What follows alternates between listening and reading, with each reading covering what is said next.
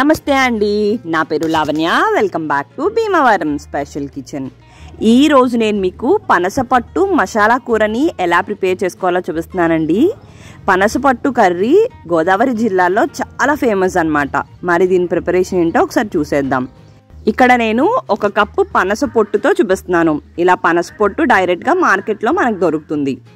1 cup పనస పట్టుకి 1/4 cup శనగపప్పు తీసుకుని దాన్ని 2-3 సార్లు శుభ్రంగా కడుక్కుని 10 నిమిషాల పాటు వాటర్ పోసుకుని నానబెట్టేసుకోండి. 1 కప్ వాటర్ దాకా పోసుకోండి.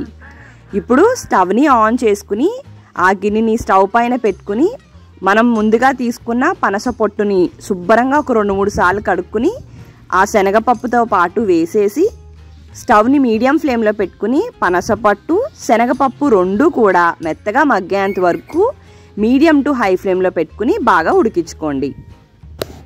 ఇలా ముందు పనసపట్టు ఉడికించుకోవడం వల్ల కర్రీ ఫాస్ట్గా అవుతుంది. అలానే మనం ఈ వాటర్ రిమూవ్ చేసేస్తాం కాబట్టి వగర్ ఏమైనా ఉంటే కూడా పోతుంది. సో చూసారు కదండి, ఇలా బాగా మెత్తగా అయ్యేంత వరకు కూడా వీటిని మగ్గించేసుకోవాలన్నమాట. ఇలా మెత్తగా అయిపోయిన తర్వాత ఇప్పుడు వీటిని స్ట్రైన్ చేసుకోవాలి. దీంట్లో ఉన్న వాటర్ మొత్తం రిమూవ్ చేసేసుకుని దీన్ని పక్కకు పెట్టేసుకోండి. మసాలా ప్రిపేర్ చేసుకోవడం కోసం 2 పెద్ద సైజులో ఉన్న ఆనియన్స్, 7-8 వెల్లుల్లిపాయలు, 1 ఇంచ్ అల్లం ముక్క, 2 స్పూన్ల ధనియాలు, 1 స్పూన్ జీలకర్రని మొత్తం మిక్సీలో పేస్ట్ చేసుకుని పచ్చిమిర్చిని కట్ చేసుకుని రెడీగా పెట్టేసుకోండి. ఇప్పుడు స్టవ్ని ఆన్ చేసుకుని ఒక కడాయిని పెట్టుకుని దాంట్లో 3 టేబుల్ స్పూన్స్ ఆయిల్ వేసుకోండి. ఈ కర్రీలోకి ఆయిల్ ఎక్కువ వేసుకుంటేనే బాగుంటుందండి. ఇప్పుడు ఆయిల్ హీట్ అయిన తర్వాత మనం ముందుగా కట్ చేసి పెట్టుకున్న పచ్చిమిర్చి అంతా వేసుకుని 1 నిమిషం పాటు ఆయిల్లో ఫ్రై చేసేసుకోండి. ఇప్పుడు ఇలా పచ్చిమిర్చి ఫ్రై అవుతున్నప్పుడు దీంట్లోకి ఆనియన్స్, అల్లం, వెల్లుల్లి, ధనియాలు, జీలకర్రతో చేసుకున్న పేస్ట్ మొత్తం అంతా కూడా వేసేసుకోండి. అలానే 1/4 టీ స్పూన్ పసుపు, 1 టీ స్పూన్ సాల్ట్ని కూడా వేసుకుని బాగా కలిపేసుకుని పచ్చివాసన పోయేంత వరకు బాగా ఫ్రై చేసేసుకోండి.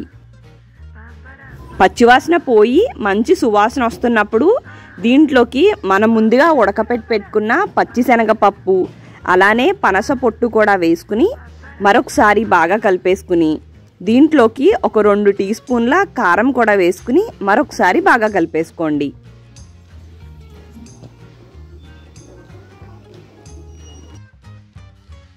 ఇప్పుడు ఫ్లేమ్ని సిమ్లో మాత్రమే పెట్టుకుని మూత పెట్టుకుని 5 నిమిషాల పాటు దీన్ని మగ్గనివ్వండి.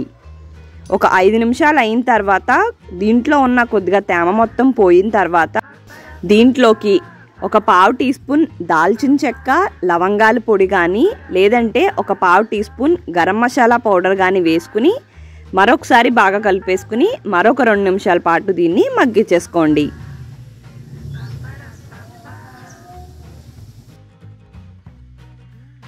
మరొక 2 నిమిషాలు అయిన తర్వాత కొద్దిగా కొత్తిమీర, కరివేపాకును కూడా వేసుకుని మరొకసారి బాగా మిక్స్ చేసేసుకుని ఒక సర్వింగ్ బౌల్లోకి ట్రాన్స్ఫర్ చేసేసుకుని సర్వ్ చేసేసుకోండి. అంతే, పనసపట్టు మసాలా కూర రెడీ. మరి మీకు ఈ వీడియో నచ్చినట్టయితే like, share, comment and subscribe to Bhimavaram special kitchen. Thank you అండి. మరి మళ్ళీ వీడియోలో కలుద్దాం.